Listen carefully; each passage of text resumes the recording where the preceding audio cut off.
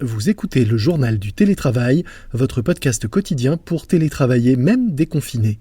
Je suis Lomique Guillot, rédacteur en chef du magazine Management, et aujourd'hui, je vais vous parler cybersécurité. C'est parti. C'est le journal du télétravail.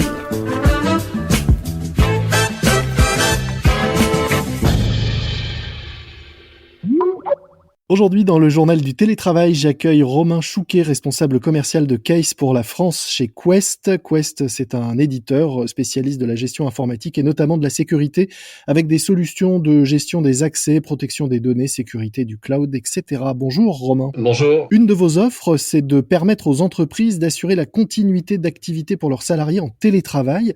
En quoi ça consiste exactement ? Beaucoup de sociétés ont dû, plus ou moins dans l'urgence, équiper énormément de leurs salariés afin d'assurer une continuité de production, une continuité de service. Et effectivement, Case a des solutions qui permettent de faciliter ce travail. La première contrainte, ça a été déjà de pouvoir fournir du matériel à ces nouveaux collaborateurs. Donc fournir du matériel d'un point de vue plus hardware, et ensuite pouvoir les équiper d'un point de vue plus logiciel, donc software, afin qu'ils aient tous les éléments, que leur outil de production, leur outil productif soit le plus à même à assurer cette continuité de travail. La plupart des sociétés donc ont pu assurer cette première étape, clairement de fournir du matériel à distance. Il a fallu maintenant reprendre un petit peu la main sur ce matériel qui a été distribué dans la précipitation, ou du moins dans cette première urgence à laquelle on a dû faire face. Quels ont été les principaux problèmes rencontrés par les télétravailleurs d'un point de vue informatique ? Dans les tout premiers temps, je pense que ça a été surtout de pouvoir récupérer du matériel et ensuite découvrir ce nouvel environnement. Là, il y a forcément eu une petite phase d'adaptation pour récupérer un petit peu la connaissance de qu'est-ce qui fonctionne au final d'un point de vue système d'info et comment je peux faire fonctionner ça depuis mon domicile. Ça va se concrétiser par des connexions sur le VPN, par exemple, gestion de la bande passante. Et côté entreprise, quels ont été les principaux écueils et obstacles ? Potentiellement, déjà, dans cette première étape de fournir le matériel passé, une fois que celle-ci effectuée, effectivement, l'idée, c'était de pouvoir tout de suite libérer davantage de connexions. Donc, chaque société a dû voir avec ses opérateurs pour s'assurer que la connexion, le débit, le tuyau Internet, puisse supporter déjà toutes ces connexions simultanées. D'un point de vue infra, faire en sorte qu'effectivement, donc d'un point de vue architecture informatique, les serveurs puissent assurer aussi cette mission-là en ayant cette contrainte nouvelle qui est cette distanciation de tous les salariés. Après, ça va se concrétiser aussi par des accès VPN qu'il a fallu mettre en place dans un délai assez court. Donc, de nouveau, pouvoir faire en sorte que les gens continuent d'avoir accès à leur intranet de façon régulière et tout de suite dès lors que le confinement a été mis en œuvre au sein de toutes les sociétés. Et ensuite, toute cette phase d'éducation sur des bonnes pratiques, comment je me comporte avec mon matériel à domicile pour que la sécurité et que mon système d'info continue à être productif tout en maintenant la sécurité de celui-ci. Justement, allons-y, dites-nous concrètement quels sont aujourd'hui les bons gestes à adopter, les réflexes à avoir si on veut à la fois travailler en toute sécurité à domicile et rester productif ? Très clairement, ce qui est nécessaire, c'est de maintenir ces systèmes d'info up-to-date, à jour. Tous les éditeurs, Quest, mais les autres également, ont de cesse de mettre à jour des nouvelles versions, de mettre à disposition des utilisateurs de nouvelles versions de leur logiciel. Tout simplement parce que c'est au travers de ces nouvelles versions qu'on va pouvoir coller avec les attentes business et les attentes des utilisateurs. Et au-delà de ça, quels sont les risques de ne pas le faire ? Si vous faites pas cet effort de tout le temps maintenir à jour les logiciels qui sont à disposition de vos collaborateurs, premier écueil, vous allez diminuer potentiellement leur productivité. C'est-à-dire qu'ils vont avoir des logiciels qui vont ramer, entre guillemets, un peu plus lents, donc moins réactifs, moins productifs. Et ensuite, les risques, c'est clairement d'un point de vue très sécurité, puisque moins vous êtes à jour, plus les hackers et toute cette face sombre de l'informatique va avoir à cœur d'aller utiliser ces failles. Et malheureusement, il y aura toujours des failles sur tous les logiciels. Un certain nombre de salariés travaillaient avec leur propre matériel, n'ayant pas eu le temps d'être équipés correctement. Est-ce que ça rajoute une vulnérabilité supplémentaire ? Est-ce que ça crée des problèmes potentiellement au sein des entreprises d'un point de vue de sécurité ? Oui, très clairement, bien sûr. Parce qu'on n'a pas forcément la mainmise complète sur le matériel qui est apporté dans le cas où c'est un collaborateur qui voudrait travailler avec sa machine personnelle. Donc c'est beaucoup plus simple pour les sociétés de fournir du matériel. La société peut davantage sécuriser la machine et l'environnement logiciel, l'environnement productif. Et d'un point de vue du coût, est-ce qu'au final, ça peut quand même être plus intéressant si on évite un certain nombre de problèmes par la suite? Évidemment, on va perdre beaucoup plus d'argent à se faire hacker des données confidentielles de sa société, des numéros de carte bleue, des références d'utilisateurs, de clients ou on peut imaginer des nouveaux plans d'ingénierie, des nouvelles machines qui doivent sortir avant sa date de mise en production, par exemple. Ça aurait des coûts et des conséquences bien plus importantes que la perte potentielle d'un laptop ou d'une unité centrale chez quelqu'un, quoi. Par la suite, qu'est-ce qu'il faut avoir en tête si on veut généraliser le télétravail ou du moins en assouplir la pratique? D'un point de vue purement productif et gestion, c'est d'avoir des bons outils pour pouvoir faire du bon boulot de façon efficace. Après, il faut potentiellement aussi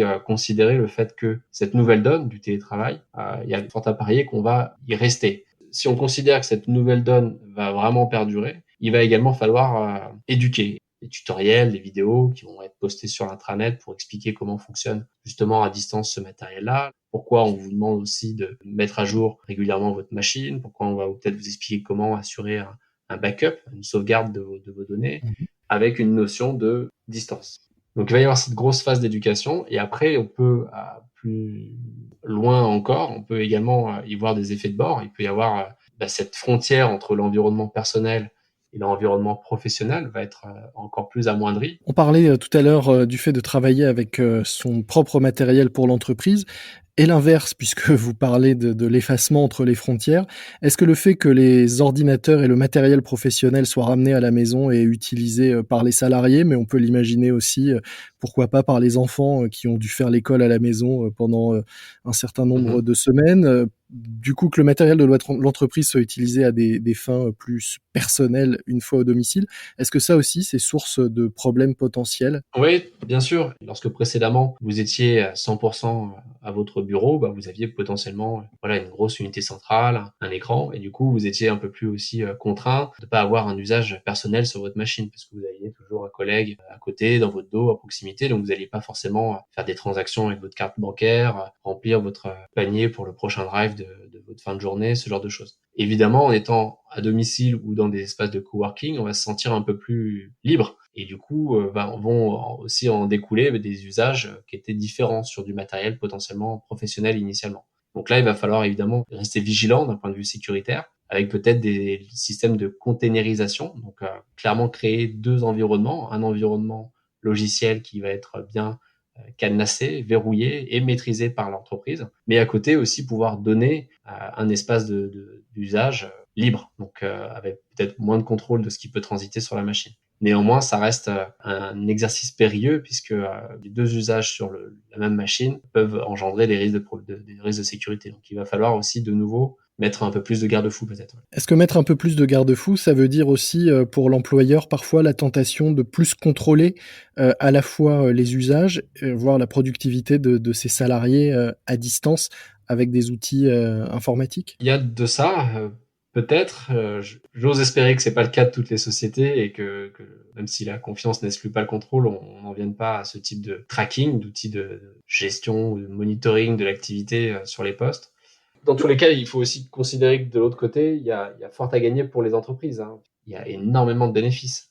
Vous allez avoir des salariés potentiellement moins gênés par leur déplacement quotidien, Mmh. potentiellement plus aussi corvéables à des heures pas forcément habituelles, puisqu'on va pouvoir attendre de leur part qu'ils puissent également travailler peut-être un peu plus tard le soir pour rendre le fameux appel d'offres le lundi matin. Je suis pratiquement sûr qu'en mettant les salariés en télétravail un peu plus massivement qu'à l'accoutumée, enfin précédemment, on va tous y gagner en termes de productivité parce que on y gagne en temps de qualité. Il y a fort à parier également que les ressources humaines, demain, mettent ça en avant lors de prochaines embauches. Voilà, chez nous, on pratique X jours de télétravail, que tout est mis en œuvre pour que vous puissiez venir à votre guise, parce que clairement, la liberté, ça va être ça, pouvoir venir un peu à votre guise, à la fréquence que vous souhaitez, sur site et rester à la maison le reste du temps. Le tout avec, son ordinateur, sous le bras et son ordinateur, on l'a bien compris, à jour. C'est important et essentiel pour travailler, en toute sécurité et rester, productif. Merci beaucoup, Romain Chouquet.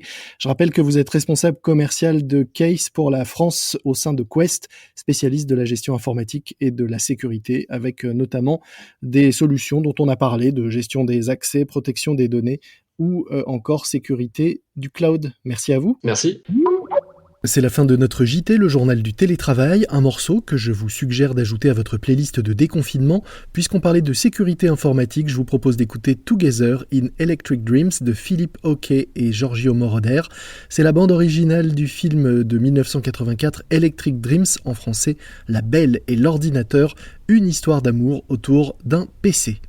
Et puis un podcast que je vous recommande puisque nous sommes le 18 juin, je vous propose d'écouter Charles par De Gaulle, un podcast du magazine Ça m'intéresse qui à l'occasion des 80 ans de l'appel du 18 juin retrace l'histoire du grand Charles.